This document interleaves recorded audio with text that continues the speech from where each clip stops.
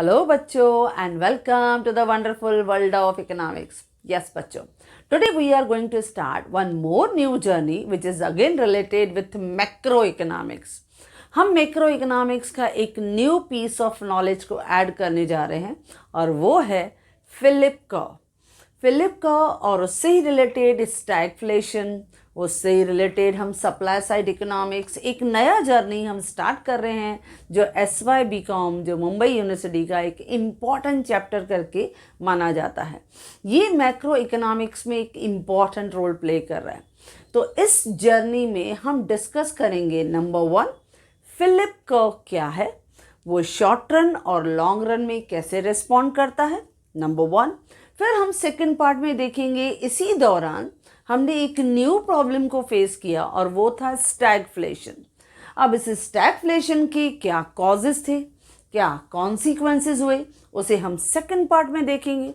और third part में हम देखेंगे रॉबर्ट मंडल की बहुत ही popular theory that is supply side economics, जिसे ऑर्थर लेफर ने भी काफ़ी सपोर्ट किया था।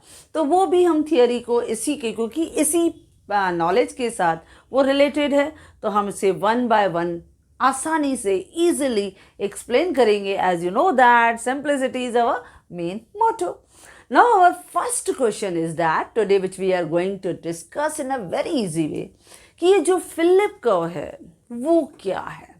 जब हम फिलिप कर्व की बात करते हैं तो फिलिप कर्व एक बहुत ही पॉपुलर थियरी है। अब नाम ही है फिलिप कर्व।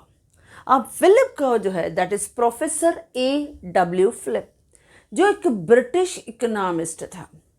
अब इस ब्रिटिश इकोनॉमिस्ट ने 1861 से लेके 1957 तक इकोनॉमी को डिस्कस किया, यानी स्टडी किया, और उस इकोनॉमी में बहुत सारे प्रॉब्लम्स को उसने ऑब्जर्व किया। और ड्यूरिंग दैट पीरियड उसने ऑब्जर्व किया कि किस तरह से अनएम्प्लॉयमेंट और इन्फ्लेशन के बीच में इनवर्स रिलेशनशिप है।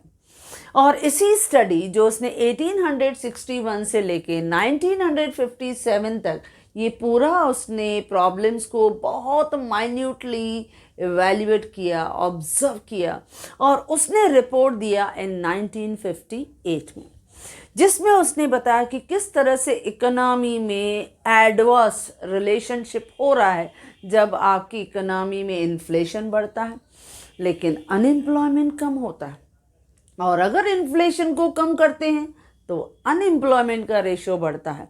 यानी उसने बताया कि इन्फ्लेशन और अनएम्प्लॉयमेंट के बीच में कौन सा रिलेशनशिप है, इनवर्स रिलेशनशिप।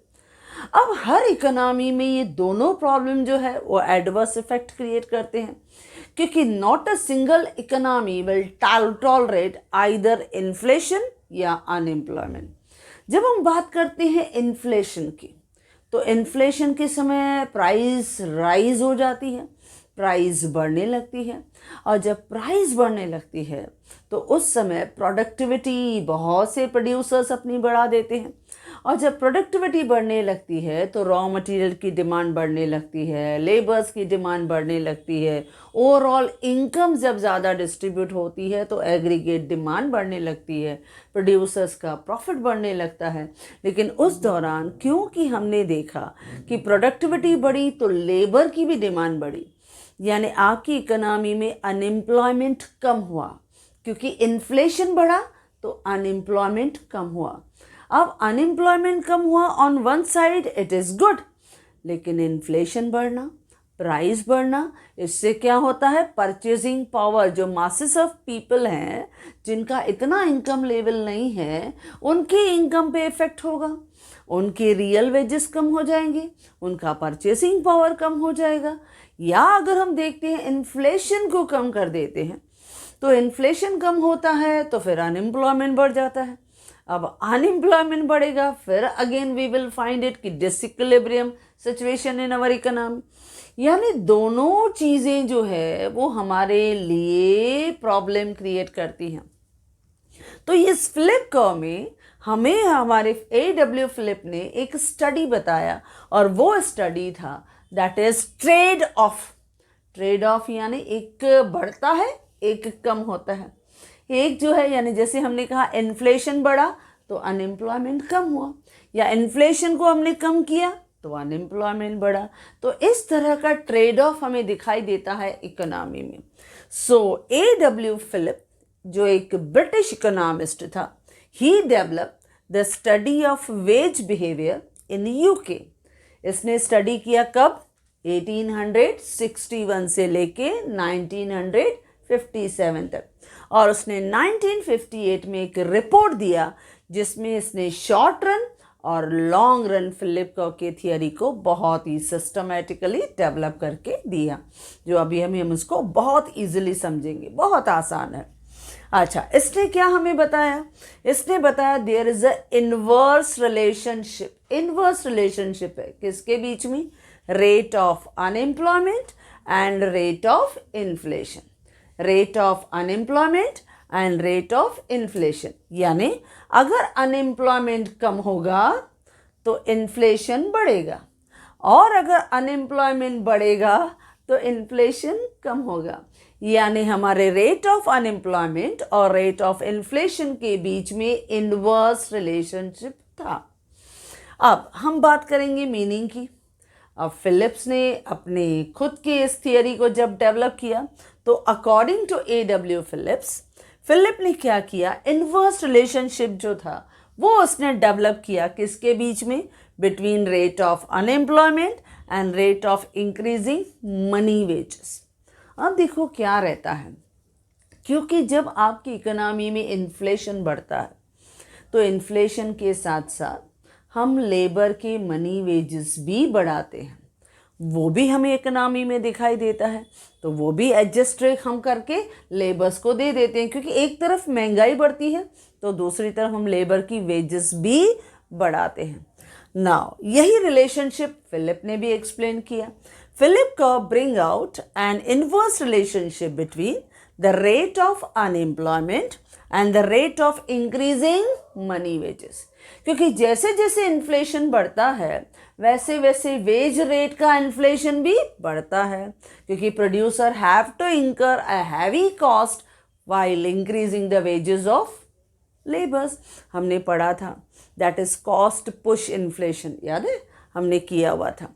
तो कॉस्ट इन्फ्लेशन में एक रीज़न ये भी रहता है क्योंकि महंगाई बढ़ती है तो लेबर्स की भी हमें वेजेस जो है वो बढ़ानी पड़ती है, एंड इंक्रीज द कॉस्ट, वो हमारी कॉस्ट को बढ़ा देते हैं। या एक और आसान, या दिस वन या अनदर, मैंने क्योंकि दोनों अपने नोट्स में आपको क्लियर करके दिए, क्योंकि हमें अपने थियरी को ईजिली लिखना है, रिप्रेजेंट करना है। तो समझो ये याद नहीं हुआ तो you can write in the meaning कि Phillip curve shows trade off, यानी ऑटोमेटिक एडजस्टमेंट हो जाता है। एडजस्टमेंट हम लोग नहीं भी कहें तो एक बढ़े एक कम हो, एक ऑटोमेटिक एडजस्टमेंट हो जाता है। Philip curve shows trade off between wage inflation and unemployment, इसके बीच में एडजस्टमेंट दिखाई देता है। यानी हम देखते हैं जब आपकी इकोनॉमी में इन्फ्लेशन बढ़ता है, महंगाई बढ़ती है, तो हम लेबर्स की वेजेस भी बढ़ा देते हैं, लेकिन अनएम्प्लॉयमेंट कम हो जाता है क्योंकि हमें ज़्यादा लेबर्स की ज़रूरत पड़ती है, प्रोडक्टिविटी बढ़ती है। लेकिन अगर महंगाई कम हो जाती है तो महंगाई कम होने से फिर लेबर की वेजेस भी नहीं बढ़ती, लेकिन आपकी इकोनॉमी में फिर क्या, अनएम्प्लॉयमेंट का रेट बढ़ जाता है। तो दोनों के बीच में आपका इनवर्स रिलेशनशिप है, यानी अपोजिट रिलेशनशिप है, जो जनरली हमें दिखाई देता है। इसके लिए हमने क्या कहा? It shows the inverse relationship between rate of unemployment and rate of inflation. Clear बच्चों? अच्छा, अब ये जो इन्फ्लेशन और अनएम्प्लॉयमेंट के बीच का रिलेशनशिप है वो हम दो टाइम पीरियड में डिस्कस करते हैं।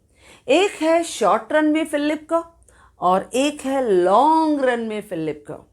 जब हम शॉर्ट रन में फिलिप का को देखते हैं, जनरली हम देखते हैं शॉर्ट रन में फिलिप का जो है वो इनवर्स रिलेशनशिप दिखाता है। तो वो इनवर्स रिलेशनशिप फिलिप कर्व ने एक सिस्टमैटिक थियरी के साथ हमें दिया। अब जनरली आप देखोगे तो जिस तरह से फिलिप कर्व ने हमें एक्सप्लेनेशन दी है कि ये इनवर्स रिलेशनशिप है rate of unemployment and rate of inflation. अच्छा, उसको उसने डायग्राम में किस तरह से दिया, उसने क्या किया, आप देख रहे हो वर्टिकल एक्सिस मैंने दो लिए हैं, वर्टिकल एक्सिस मैंने दो लिए हैं। वर्टिकल एक्सिस में on the left hand side मैंने दिखाया है प्राइस का इन्फ्लेशन, कितनी महंगाई बढ़ी है, और दूसरी तरफ वर्टिकल जो उसने एक्सिस लिया है फिलिप ने, उसने दिखाया है वेज इन्फ्लेशन, वेज रेट में हम कितना इन्फ्लेशन दिखाते हैं। जब हम लेफ्ट हैंड साइड का प्राइस इन्फ्लेशन दिखाते हैं तो इट स्टार्ट्स फ्रॉम ज़ीरो, ये ज़ीरो से स्टार्ट होता है बच्चों, यानी प्राइस बढ़ती है 0 1 2 3 4 5 लाइक दैट। ये प्राइस का इन्फ्लेशन परसेंटेज हम दिखाते हैं, यहाँ वो रेट दिखाते हैं, यानी change in price divided by original price, change in price upon it is a ratio of change in price with the price. ये हमें प्राइस इन्फ्लेशन का परसेंटेज बताता है। लेकिन जो हमारे राइट साइड की वर्टिकल एक्सिस है वो हमें दिखाता है एनुअल वेज राइज, हम कितनी वेज रेट का इन्फ्लेशन करते हैं। लेकिन ये स्टार्ट होता है फ्रॉम 2%, यानी हम अज्यूम करते हैं, क्या अज्यूम करते हैं कि हमारा जो वेज रेट है वो हमेशा 2% हायर रहेगा then as compare to inflation. हमें लेबर को ज़्यादा देना है, महंगाई को कॉम्पनसेट करके देना है in the form of wages to labour. तो हम अज्यूम करते हैं 2% rate of growth of average labour productivity. इसके लिए राइट साइड का जो वर्टिकल एक्सिस है यो मैंने स्टार्ट किया है विथ 2%, क्योंकि मिनिमम हमेशा 2% 3% ऑलवेज हमारे प्राइस इन्फ्लेशन से ज़्यादा होता है, ये हमें एडजस्ट करके देना पड़ता है। जैसे ही हमारी इकोनॉमी में इन्फ्लेशन बढ़ता है, ये जनरली आपने ऑब्जर्व किया होगा, तो हमारी गवर्नमेंट क्या करती है, डियरनेस अलाउंस यानी महंगाई भत्ता वो अनाउंस कर देती है और उसके फॉर्म में लेबर की वेजेस को बढ़ा देती है। तो ये एक कॉम्पनसेटरी मेजर रहता है जिसके थ्रू लेबर को कॉम्पनसेट किया जाता है to deal with the inflation. क्योंकि हमने कहा इन्फ्लेशन हो डिफ्लेशन हो, जितने भी मॉडर्न इकोनॉमिस्ट हैं, चाहे वो जेएम कीन्स हो, चाहे वो एजी मैनकीव्स हो, सेलिगमैन हो, हर इकोनॉमिस्ट ने चाहा है हमारी इकोनॉमी में न इन्फ्लेशन के रिजल्ट्स अच्छे हैं, न रिसेशन और डिप्रेशन में बन जाए तो और डिफ़िकल्ट सिचुएशन हो जाएगा। तो इसके लिए ये सब सिचुएशन में हम लोग क्या करते हैं, ट्रेड ऑफ, कहीं ना कहीं एडजस्टमेंट कर ही देते हैं, कॉम्पनसेटरी इफ़ेक्ट कर देते हैं। जैसे हमारी गवर्नमेंट जो है अब इस तरह की सिचुएशन दिखाई देता है तो उनको कंट्रोल कैसे करें, तो उनके लिए एक्सपांशनरी फिस्कल और मॉनेटरी पॉलिसीज़ को वो अडॉप्ट करते हैं, यानी इस प्रॉब्लम को कंट्रोल किया जाता है। लेकिन कभी कभी सम टाइम उनको पूरी तरह से कंट्रोल करना ये बियॉन्ड द लेवल रहता है, उनको धीरे धीरे इस प्रॉब्लम को हम रिजॉल्व करते हैं। तो जब हम देखते हैं कि प्राइस का इन्फ्लेशन बढ़ा, महंगाई बढ़ी, तो इस तरफ से वेज रेट जो है, जो मिनिमम कहाँ से शुरू हो रहा है बच्चों, 2% से, फिर 2 3 4 5 6 7 करके मैंने लिया, यानी ये जो वेज रेट है it is higher than price का इन्फ्लेशन बाय 2%। प्राइस इन्फ्लेशन से वेज इन्फ्लेशन 2% ज़्यादा। और ऑन एक्स एक्सिस जो मेरा ये एक्स पर लेवल पे मैंने लिया है, उस पे I have shown the unemployment rate, वो परसेंटेज दिखाया है 1 2 3 4 लाइक दैट, इस तरह से दिखाया। अब हमने दिखाया कि ये जो फिलिप कर्व है इन शॉर्ट रन, जिसे हम कहते हैं SRPC कर्व, फिलिप कर्व का शॉर्ट रन फिलिप कर्व जो है वो हमने क्या देखा, इट इज स्लोपिंग डाउनवर्ड, जो डाउनवर्ड जा रहा है। क्यों? क्योंकि अगर हम देखते हैं कि हमारी इकोनॉमी में व्हेन वी ऑब्जर्व कि आपका इन्फ्लेशन रेट जो है वो 7% है, तो वी विल ऑब्जर्व इट कि आपकी इकोनॉमी में अनएम्प्लॉयमेंट कितना है, 4% है। और जैसे ही आपकी इकोनॉमी में सपोज इन्फ्लेशन रेट को हम रिड्यूस देखते हैं, जब इन्फ्लेशन रेट रिड्यूस हुआ तो उस लेवल पे आपने देखा आपके देश में अनएम्प्लॉयमेंट बढ़ गया। देखो ट्रेड ऑफ हो रहा है, आपकी इकोनॉमी में जैसे ही इन्फ्लेशन रिड्यूस हुआ, कम हुआ, तो अनएम्प्लॉयमेंट का रेट क्या हो गया बच्चों, बढ़ गया। तो ये प्रॉब्लम इन्वर्स रिलेशनशिप है। दैट इज वाई जो शॉर्ट रन फिलिप कर्व है यानी SRPC curve, it is sloping downward from left to right. ये डाउनवर्ड जाता है and it shows the negative slope, क्योंकि डाउनवर्ड जा रहा है। और क्यों नेगेटिव स्लोप है? क्योंकि हमारे प्राइस इन्फ्लेशन और अनएम्प्लॉयमेंट रेट के बीच में इनवर्स रिलेशनशिप है। जैसे ही इन्फ्लेशन कम हो रहा है अनएम्प्लॉयमेंट बढ़ रही है, और अगर हम अनएम्प्लॉयमेंट को कम कर रहे हैं तो इन्फ्लेशन बढ़ रही है।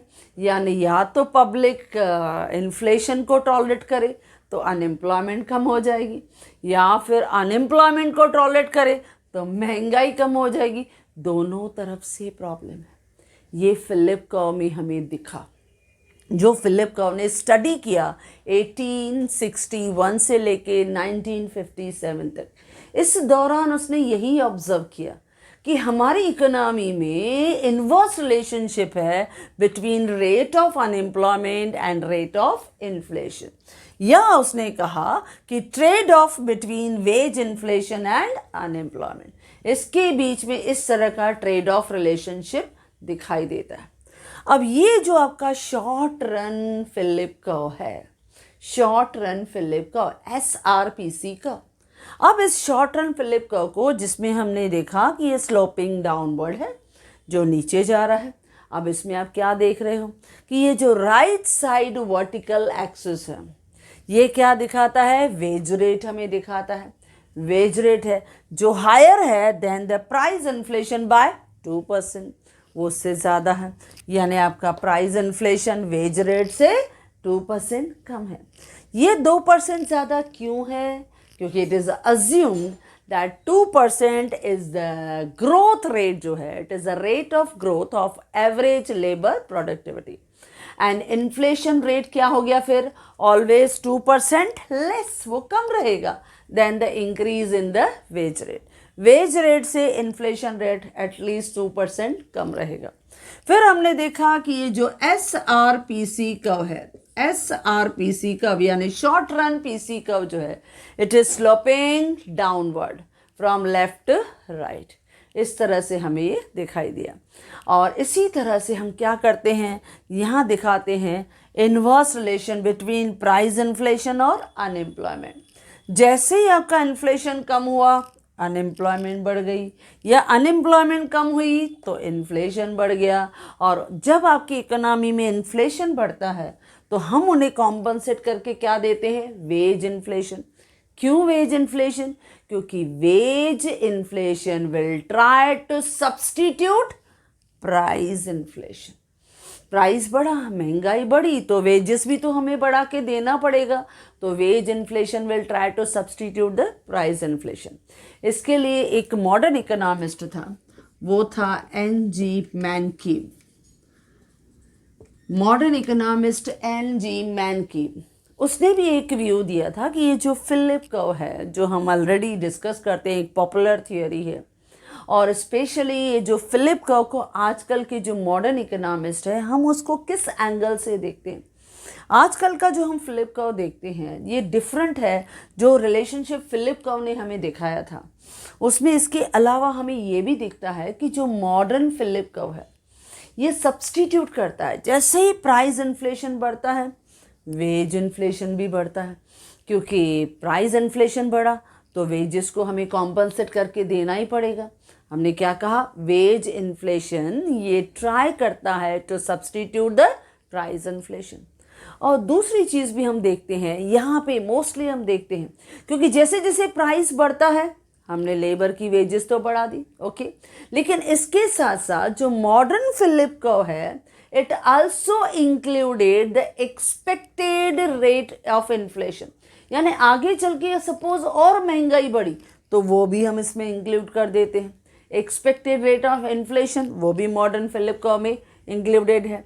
या जो हमारा मॉडर्न फिलिप कर्व है उसमें हम ये भी दिखाने की कोशिश करते हैं कि सपोज अगर आगे चल के सप्लाई शॉक आया, जो स्पेशली ये पीरियड में ड्यूरिंग 1960 1970 में ये देखा गया कि वर्ल्ड लेवल पे जो ऑयल प्राइसेस थी वो बढ़ गई। अब ऑयल प्राइस बढ़ने की वजह से रॉ मटेरियल की प्राइस जब बढ़ गई तो आपने देखा था सप्लाई शॉक हमारी इकोनॉमी में दिखाई दिया। और इस तरह के rise in the price of oil in the international market, ये भी हमारे इकोनॉमी में इन्फ्लेशन रेट को क्या किया, उन्होंने हाई कर दिया। तो ये इफ़ेक्ट हमें शॉर्ट रन फिलिप कर्व्स में दिखाई देते हैं बच्चों। तो ये है शॉर्ट रन फिलिप कर्व जो स्लोपिंग डाउनवर्ड है फ्रॉम लेफ्ट टू राइट। ये क्या दिखाता है, inverse relationship between price inflation and unemployment का रेट। लेकिन जैसे जैसे प्राइस इन्फ्लेशन बढ़ता है वेज इन्फ्लेशन भी उनको सब्सटीट्यूट करके दिया जाता है, उन्हें कॉम्पनसेट किया जाता है। लेकिन जो वेज इन्फ्लेशन है it is always 2% higher than the price का इन्फ्लेशन। जब हम वेज इन्फ्लेशन बोलते हैं ना बच्चों, यानी change in wages divided by the original wage rate, ये हम कैलकुलेट करते हैं कि कितना परसेंटेज हमने वेज रेट उनको प्रोवाइड किया, कॉम्पनसेट करके दिया। जैसे मैंने कहा डियरनेस अलाउंस, महंगाई भत्ता, या जैसे ही इन्फ्लेशन बढ़ा 2% 3%, उनका महंगाई भत्ते के फॉर्म में लेबर की वेजेस बढ़ा दो ताकि वो इन्फ्लेशन रेट के साथ कॉम्पनसेट हो सके और उनका परचेजिंग पावर को हम स्टेबल कर सके। तो इस तरह का एडजस्टमेंट जो है वो शॉर्ट रन फिलिप कर्व हमें दिखाता है। अब चलते हैं लॉन्ग रन फिलिप कर्व। अब जब हम लॉन्ग रन फिलिप कर्व की बात करते हैं तो ये दिखाता है minimum unemployment rate with steady inflation, यानी लगातार इन्फ्लेशन चल रहा है और उसमें हमको मिनिमम रेट ऑफ अनएम्प्लॉयमेंट दिखाई देता है। जब हम लोग लॉन्ग रन की बात करते हैं तो लॉन्ग रन में जो हमें अनएम्प्लॉयमेंट दिखता है वो हमें नेचुरल रेट ऑफ अनएम्प्लॉयमेंट रहता है। जब मैं नेचुरल की बात करती हूँ तो यहाँ पे हमारे एक और modern economist that is Milton Friedman, उसने भी हमें बताया कि जब हम लॉन्ग रन के हम लोग फिलिप कर्व की बात करते हैं, जो जनरली फिलिप कर्व ने भी हमें बताया लेकिन मिल्टन फ्राइडमैन ने भी उसको सपोर्ट किया, एंड ही आल्सो सेड कि जब हम लॉन्ग रन में जाते हैं तो वहाँ आपका लॉन्ग रन फिलिप कर्व जो है वो वर्टिकल हो जाता है, यानी वर्टिकल स्ट्रेट लाइन हो जाती है। और मैंने क्या कहा, it will become the minimum unemployment rate with the steady inflation, यानी महंगाई भी बढ़ेगी और अनएम्प्लॉयमेंट भी आपका वो फेस करेगा। लेकिन हम क्या दिखा रहे हैं बच्चों, जब हम लॉन्ग रन में जा रहे हैं तो इस तरह का मैंने वर्टिकल लाइन लिया हुआ। जब ये वर्टिकल लाइन है ये दिखाता है हमारा लॉन्ग रन फिलिप कर्व। ये लॉन्ग रन फिलिप कर्व जो है इसमें हम दिखा रहे हैं OU लेवल, OU, जिसको हम कहते हैं नैरो। क्या कहते हैं बच्चों, narrow, NAIRO, narrow, NAIRU, narrow. अब ये जो नैरो है, पहले मैं इसका फुल फॉर्म बताऊं, ये होता क्या है।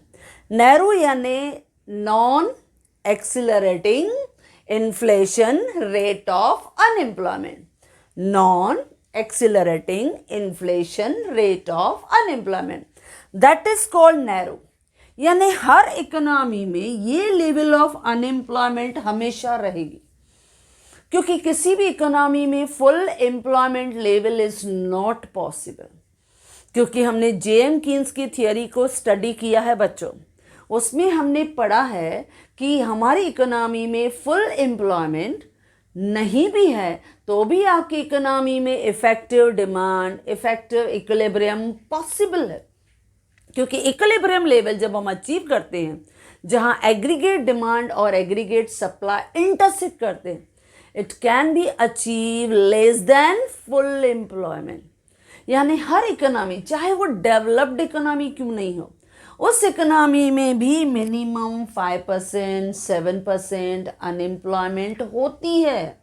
तो वो जो अनएम्प्लॉयमेंट है that is narrow level, narrow level यानी NAIRU,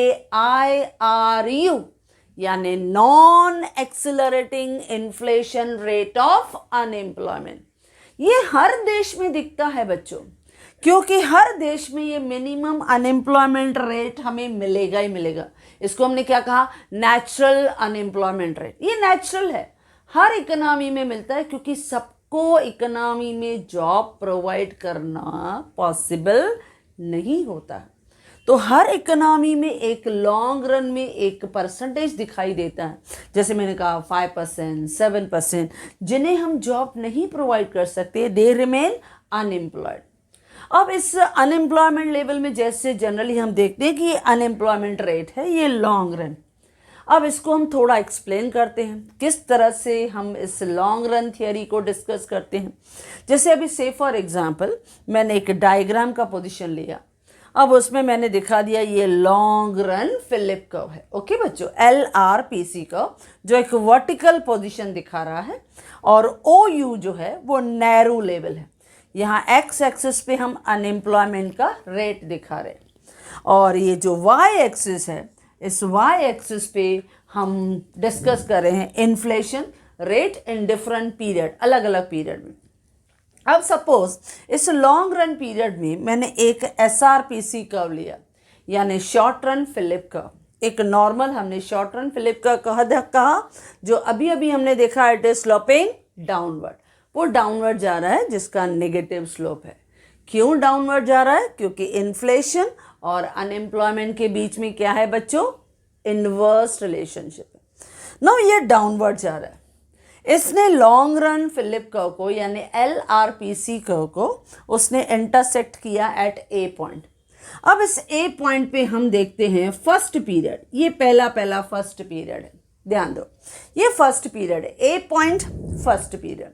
अब इस पॉइंट में हम देखते हैं कि ये जो OU लेवल है, ये नैरो लेवल यानी non accelerating inflation rate of unemployment, जो हमें इकोनॉमी में दिखाई देता है कि इतने परसेंटेज लोग जो हैं वो अनएम्प्लॉयड है हमारे इकोनॉमी में। अच्छा, अब यहाँ पे अनएम्प्लॉयमेंट लोग हैं यानी OU लेवल डिसाइडेड हो गया। अब इस दौरान हमारे इकोनॉमी में इकोनॉमिक एक्सपांशन हुआ, यानी हमारी गवर्नमेंट ने एक्सपांशनरी पॉलिसीज़, जो फिस्कल पॉलिसीज़ हैं, मॉनेटरी पॉलिसीज़ हैं, उनको एग्जीक्यूट करना शुरू कर दिया। अब जैसे एग्जीक्यूट करना शुरू हो गया, हमारी इकोनॉमी में इनकम एंड एम्प्लॉयमेंट बढ़ने लगी। जैसे ही हमारी इकोनॉमी में इनकम एंड एम्प्लॉयमेंट लेवल बढ़ने लगा तो बट नेचुरल थोड़ा इन्फ्लेशन रेट भी बढ़ेगा। अब आपकी इकोनॉमी में एक्सपांशनरी पॉलिसी की वजह से, इकोनॉमिक ग्रोथ की वजह से, फिस्कल पॉलिसीज़ की वजह से आपकी इकोनॉमी में लोगों को जॉब मिल गया, लेकिन खर्चा हुआ। अब इसकी वजह से हमने क्या देखा? प्राइस का देखो इन्फ्लेशन बढ़ा, प्राइस OP से अब प्राइस आपकी बढ़ गई, from OP to OP1 price बढ़ी। यानी इस शॉर्ट रन पीरियड में हमें ए पॉइंट दिखा, यानी फर्स्ट पीरियड जब आपकी इकोनॉमी में मिनिमम अनएम्प्लॉयमेंट लेवल था, जो नेचुरल अनएम्प्लॉयमेंट है OU लेवल यानी नैरो लेवल, यहाँ पे अनएम्प्लॉयमेंट थी। लेकिन जैसे ही आपकी इकोनॉमी में गवर्नमेंट ने एक्सपांशनरी पॉलिसी यानी इकोनॉमिक ग्रोथ के लिए बहुत सारे प्रोग्राम्स और पॉलिसीज़ को हम फॉलो करते हैं, इम्प्लीमेंट करते हैं, उसके दौरान कुछ लोगों को जॉब मिला। अब जॉब मिला तो आप देख रहे हो कि अनएम्प्लॉयमेंट का रेट कम हो गया, कुछ लोगों को जॉब मिल गया, लेकिन उसकी वजह से फिर प्राइस बढ़ गई, क्योंकि इकोनॉमी में हमने ज़्यादा खर्चा किया है। वो खर्चे जो है वो कहीं ना कहीं इन्फ्लेशनरी रेट्स प्राइसेस में इफ़ेक्ट करेगा ही करेगा, प्राइस बढ़ गई। यानी ये जो बी पॉइंट है ये हमें दिखाता है सेकंड पीरियड। यानी इसी SRPC कर्व में मैंने लिखा है SRPC curve for period 1 and 2। ये क्यों लिखा? क्योंकि ए पॉइंट पे है मिनिमम अनएम्प्लॉयमेंट लेवल जो नेचुरल है, OU लेवल यानी नैरो लेवल। लेकिन जैसे ही गवर्नमेंट कुछ एक्सपांशनरी पॉलिसीज, चाहे वो फिस्कल हो चाहे मॉनेटरी हो, जैसे इकोनॉमिक ग्रोथ एंड डेवलपमेंट हो रहा है, कुछ लोगों को जॉब मिल रहा है, प्राइस बढ़ रही, प्राइस बढ़ा यानी इन्फ्लेशन बढ़ा यानी अनएम्प्लॉयमेंट कम हुआ, रिड्यूस हुआ, यानी इस लेवल पे हम B2 पीरियड भी देखते हैं। अच्छा, अब इस लेवल पे इकोनॉमी कंटिन्यूअस ग्रो करती जा रही है। अब इस ग्रोथ लेवल से हम क्या देखते हैं? जब इकोनॉमी इसी पीरियड पे ग्रो करती जा रही है विद सेम पीरियड, तो SRPC का जो है वो शिफ्ट हो गया आगे। क्योंकि इकोनॉमी का कंजम्पशन पावर बढ़ गया, परचेसिंग पावर बढ़ गया, क्योंकि इनकम ज़्यादा है, डिमांड ज़्यादा है, वो कर्व को आगे शिफ्ट करके हमने देखा। अब ये डायग्राम वापस आगे निकल गया, यानी SRPC कर्व शिफ्टेड अबव, यानी आगे निकला। क्यों? क्योंकि अभी हमारे इकोनॉमी में क्या हो गया, continuously programs are going on, तो धीरे धीरे growth rate slow slow slow होने लगता है। अब जैसे ही ग्रोथ रेट फिर स्लो होने लगा, फिर आपकी इकोनॉमी में आपने देखा ये आगे शिफ्ट हुआ, लेकिन इसके आगे शिफ्ट होने से हमें मिला सी पॉइंट, ये इस सी पॉइंट पे हमें मिला ये थर्ड पीरियड। अब इस थर्ड पीरियड में फिर हम देख रहे हैं वापस OU लेवल पे अनएम्प्लॉयमेंट, यानी इकोनॉमी ग्रो हुआ, फिर कंटिन्यूस ग्रोथ में आगे चले, आपका प्राइस लेवल ये बढ़ा, लेकिन इस प्राइस लेवल के साथ साथ हमारी इकोनॉमी आगे बढ़ी, लेकिन इन्फ्लेशन नहीं रुकती है बच्चों। लॉन्ग रन की जब हम बात करते हैं तो लॉन्ग रन में वो इन्फ्लेशन बढ़ती रहती है, and it will take the position of vertical, यानी हमने यहाँ पे पॉइंट मार्क किया है आर पॉइंट क्या है, यानी एक continuous steadily growth in the inflation rate. उस रेट में कंटिन्यूसली ग्रोथ होता जा रहा है, यानी इन्फ्लेशन बढ़ेगा घटेगा लॉन्ग पीरियड में, लेकिन आपका अनएम्प्लॉयमेंट लेवल इस लेवल पे कांस्टेंट रहेगा, सेम रहेगा। इसके लिए हम कहते हैं कि ये जो हमारा न्यू SRPC का जो आगे निकला, इसमें है high rate of expected rate of inflation, क्योंकि इन्फ्लेशन रेट आगे बढ़ेगा और बढ़ता है, क्योंकि जैसे इकोनॉमी में हम ज़्यादा आगे ग्रोथ देखते हैं, जितना उसमें ज़्यादा खर्चा होता है इकोनॉमी में, कोई भी पॉलिसीज़ हम फिस्कल पॉलिसी, मॉनेटरी पॉलिसी या ग्रोथ एंड डेवलपमेंट की पॉलिसीज़ जब हम लोग इम्प्लीमेंट करते हैं, एग्जीक्यूट करते हैं, तो it increase the expected rate of inflation, और जब वो एक्सपेक्टेड रेट ऑफ इन्फ्लेशन रहता है तो it will go on increasing, but your economy में अनएम्प्लॉयमेंट का रेट विल रिमेन सेम, वो सेम रहेगा, यानी OU लेवल अनएम्प्लॉयमेंट वापस रहेगा। तो इसके लिए मैंने ये दिखाया short run PC curve for period 3, ये थर्ड पीरियड में हमें देखा। पहला हमने क्या देखा बच्चों, ये लॉन्ग रन का फिलिप कर्व है। इस लॉन्ग रन के फिलिप कर्व में हमारे जो मिल्टन फ्राइडमैन है या फिलिप कर्व है, उन्होंने बताया कि ये फिलिप कर्व कैसा हो जाएगा, वर्टिकल स्ट्रेट लाइन। ये वर्टिकल है, क्यों? क्योंकि OU लेवल का अनएम्प्लॉयमेंट लेवल जो है वो फिक्स्ड रहेगा, वो कांस्टेंट रहेगा, जिसे हम नेचुरल रेट ऑफ अनएम्प्लॉयमेंट भी कहते हैं, वो फिक्स रहेगा। नैरो को हमने क्या कहा, नॉन एक्सिलरेटिंग, इससे ज़्यादा नहीं बढ़ेगा, इन्फ्लेशन रेट ऑफ अनएम्प्लॉयमेंट, तो ये फिक्स रहेगा। अब इसमें शॉर्ट रन फिलिप कर्व लिया, अब उसने शॉर्ट रन ने उसको A पॉइंट पे कट किया, ये था पीरियड 1, इस पे हमारा अनएम्प्लॉयमेंट रेशो वाज फिक्स। लेकिन हमारी इकोनॉमी में गवर्नमेंट कोशिश करती रहती है, एफर्ट्स करती रहती है, so during that executing the programs and policies हमने देखा अनएम्प्लॉयमेंट रिड्यूस हुआ, लेकिन इसने जनरेट किया इन्फ्लेशन, महंगाई बढ़ गई। अब इसी SRP में हमें B पॉइंट मिली, और इस B पॉइंट में हमने देखा प्राइस तो बढ़ा लेकिन अनएम्प्लॉयमेंट कम हुआ। फिर हम देखते हैं इसी इकोनॉमी में कुछ expected rate of inflation, growth हुआ, लोगों की इनकम बढ़ी, डिमांड बढ़ी, प्लस इन्फ्लेशन और बढ़ती रही, तो SRPC का इकोनॉमी के साथ वक्त के साथ थोड़ा आगे शिफ्ट हुआ। अब जैसे ही ये आगे शिफ्ट होता है हमें एक नया पीरियड मिलता है, दैट इज C पार्ट। अब इस C पॉइंट पे हमें थर्ड पीरियड मिला। अब इस थर्ड पॉइंट पे भी हम देखते हैं, इस थर्ड पीरियड में भी हम देखते हैं शॉर्ट रन फिलिप कर्व तो है, लेकिन वापस उस स्लो ग्रोथ की वजह से इकोनॉमी में फिर अनएम्प्लॉयमेंट रेट बढ़ गया।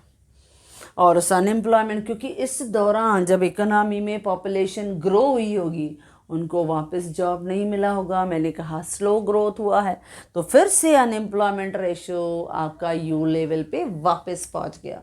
लेकिन इन्फ्लेशन कंटिन्यूअस वर्टिकली बढ़ता रहता है, और वो हमने देखा अप टू R पॉइंट तक वर्टिकल पोजीशन में रहता ही है। इसके लिए हमने उसको क्या कहा बच्चों, नेचुरल रेट ऑफ अनएम्प्लॉयमेंट, जिसमें हमारी higher expected rate of inflation जो दिखाई देता है। तो इस तरह से लॉन्ग रन फिलिप कर्व है, जो शॉर्ट रन में भी हमने देखा, लॉन्ग रन में भी देखा। फिलिप कर्व को किसने डेवलप किया बच्चों? A.W. फिलिप कर्व, जो एक ब्रिटिश इकोनॉमिस्ट था, जिसने पूरा बिहेवियर, जो वेज बिहेवियर था, उसने यूके में स्टडी किया, ऑब्जर्व किया ड्यूरिंग द पीरियड 1861 से लेके 1957 तक, और उसने अपने रिपोर्ट को सबमिट किया 1958 में, जिसने उसमें पूरा systematic theory of Philip curve explain किया। उसने हमें क्या समझाया कि there is inverse relationship between rate of unemployment और रेट ऑफ इन्फ्लेशन। क्लियर बच्चों? फिर मीनिंग में मैंने दो आपको दिया। पहला कि फिलिप कर्व ब्रिंग आउट यानी explain inverse relationship between the rate of unemployment and the rate of increasing money wages. Yeah, or simple, Philip curve shows the trade-off between wage inflation and unemployment. क्योंकि एक बढ़ेगा तो दूसरा कम होगा, जिसको हमने trade off कहा। फिर हमने उसको एक्सप्लेन किया शॉर्ट रन में, यानी फिलिप कर्व शॉर्ट रन में किस तरह से दिखाई देता है, SRPC curve, short run Philip curve, जो हमने दिखाया एक रेक्टेंगुलर पोजीशन में एक डायग्राम दिखाया। क्यों? क्योंकि मैंने दो वर्टिकल एक्सिस लिया।